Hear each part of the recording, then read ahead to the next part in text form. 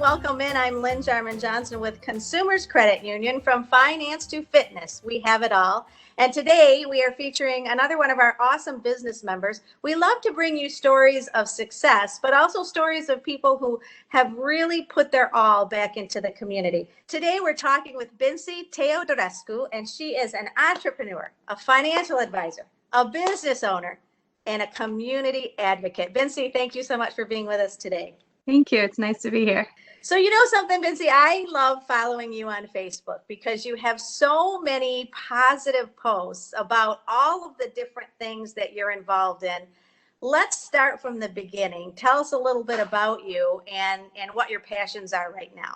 Right from the beginning, I was a single mom and pivoted from a pre-med program to computer engineering, worked in that field for 5 years, and then decided that I wanted to own my own business. And really it was based out of a need.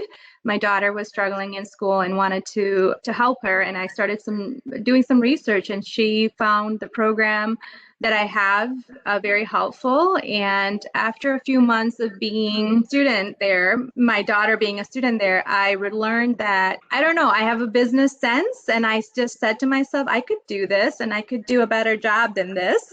And yeah, and one day at night, I was online searching more about the program that I was involved with. And on the bottom right, it said franchise opportunities available. I clicked on it, submitted my name, and within a day or so, they reached out to me and said, you have to take a test before we could talk to you. Wow. And so I had to go to Detroit, took a test, passed, and then started the training program with them. And the financial commitment at the time was pretty low. So I cashed out my 401k to start this business. Not recommended as a financial advisor, but the return on that investment's been pretty phenomenal. So I'm not going to complain. So that program is called what? Kumon. So Kumon, and you're still running Kumon. Yep. 16 years now. 16 years. Your daughter's doing phenomenally well. She's doing well. Yeah. Yep. Oh my goodness. Congrats, Bincy. Thanks. You know, when you look at what has happened with COVID and the world of education right now, has that increased people's interest in Kumon? Has it increased people's interest in online learning? And what's the difference? So our program is actually a very paper and pencil program. I found it a little bit challenging to administer it in the beginning, but what we did was, because of COVID, we really had to pivot. We couldn't have the students in-house anymore. So what we did was, one of my assistants stayed back and worked, and she processed the work for the students. Families would pick up the work from the center. Oh my goodness. Yeah, we did that throughout. So we never had a down month. Then I would, and my staff would do Zoom calls for students that were struggling. The families that didn't struggle, they were fine. They said, we're fine, we can handle it. But the families that had children that were working 2 to 3 years above grade level, they needed more coaching. And 5, 6 of us stayed on Zoom and worked our behinds off. And you know, that's, I think, the greatest fear right now is the falling behind. That I think now is even bigger fear due to the fact that some people are not, it's just not in their nature or talents to be able to learn online. It's not it's a different way of learning, as you just said. It is. And I don't know if we're going to see the immediate consequences of it, but I think longer term, you know, a year of learning and year of solid learning is being missed. And the families that stayed with our program, the kids are actually a year above grade level right now. Wow, Bincy, congratulations. Thank you. Yeah. So there's two mindsets when it comes to parenting, right? There's the reactive mindset and the proactive mindset. And the families that are proactives, you know, reached out, found extra help and online or whatever. And the reactive mindset is kind of waiting to see what's going to happen. And I'm a very proactive mother, and I want to encourage all parents to think a little bit differently, because teachers can only do so much. Absolutely. There's only so much. Yeah. So what else have you got on your plate? You know, when COVID happened, I was actually quite nervous because, you know, I didn't know how the tutoring center was going to do. And I had switched my financial advising practice to a different firm on February 1st. And oh my goodness. And the hammer comes down in March. yeah, and I was just basically onboarding, learning the system. I'm an independent agent, so I have access to a lot of companies, and I was just understanding the process when this happened. And then I was like, you know what? I'm done. There's no way I'm going to survive in this business, because now we're all at home, and anytime I needed any help, I had to reach out to people, and I didn't even know who to reach out to.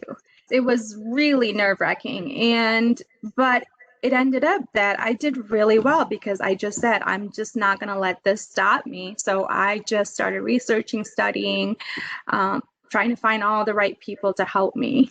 So the financial advising practice kind of stabilized, and I was writing business and helping people. I did a lot of coaching the first few months. I did, financial coaching for the first 3 months heavily. And then I believe in September, an opportunity came my way to become a franchise owner for a Big Apple Bagel franchise. And Ben and Joy became my partners. I actually met Ben and Joy over Zoom at a business networking event. Oh, He reached out to me and he said, I need to talk to you. You're in the financial space. I would love to have some coaching. So we met one week, decided that I was going to help them. The following week, he reached out to me and said, Bincy, would you sit down with me? I'm going to talk to a Big Apple Bagel franchise owner. He's looking to retire. And I said, no promises. My weeks are booked. For some reason, that Friday afternoon when I was supposed to meet him, my day just got cleared up. And I said, I'll stop by, Ben. And we talked and negotiated and got a good deal on a franchise. So here we are in the middle of a pandemic, in the middle of a time when many, restaurant owners are so facing such a struggle. Mm-hmm. And you are going, we're all in, we're jumping in. That is incredible. Yeah, I was not necessarily looking to open up a business or partner up at the time, but one thing I know is that you always look for opportunities. And, a lot of us are very fearful and don't make decisions because we're always like afraid what could go wrong, right? And for some reason, I don't have that in me. I am like the type of person that's like, okay, if it goes wrong, it's okay. I learned. I'm going to move on. So I just have a really different mindset. I'm not a fear-based person, so it can get me into trouble sometimes. I tell you, for us in our community, we cannot thank you enough for jumping in with both feet, because your focus is always on helping, Bincy. It's always on being that servant leader, and that's something that consumers pride so much. And we're so happy to help you too, through business partnerships that we have with you. And I just wanted to say thanks and just love hearing your story. Well, it was so helpful. You guys did a fantastic job with the Big Apple Bagel onboarding process. We literally had 3 weeks to get everything together. And November 1st, ownership takeover Just like happened, that. literally just like that. Customers didn't know, no one knew. Everything from business licenses to insurance to banking accounts to merchant services all needed to be set up in a very short period of time. It kept me busy. Our business team can't thank you enough for trusting in us too. So thank you, Bincy. Yeah, really, really appreciate it. Yeah, I'm excited about the partnership, and I know it's going to be a long-term relationship. Bagels in everyone's future, people. Okay. Thank you so much, Bincy. Hey, I'm Lynn Jarman Johnson, Money I'm Home with Consumers Credit Union. Jake Esselink, thank you so much for your production skills. We hope everybody has a great week. And if you have a great story like Bincy's that you'd like to share or help us learn about, please send them our way. Money I'm Home with Consumers Credit Union.